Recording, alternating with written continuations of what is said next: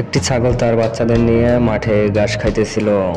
হঠাৎ করে একদিন এক কসাই এসে একটি ছাগল তুলে নিয়ে যায়।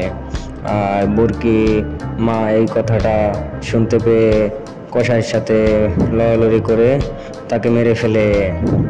হঠাৎ দুইজনে কান্না করতে করতে যাচ্ছে। তারপর একদিন এক বুড়ির কাছে চলে আসে ছাগলটি, এসে অনেক দুঃখের কথা বলে, তারপর তাকে অনেক দুধ দেয় বুরকিতে।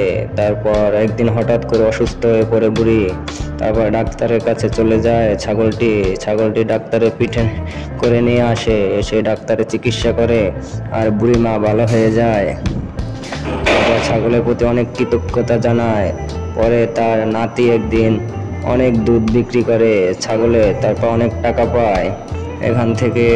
তারপর দাদা নাতি ভালো থাকে। একদিন হঠাৎ করে ছাগলে অনেক কান্না করে, এই কান্না দেখে পরে অনেক দুধ দিয়ে ফেলে। ভিডিওটা যদি ভালো লেগে থাকে অবশ্যই সাবস্ক্রাইব করে দিন।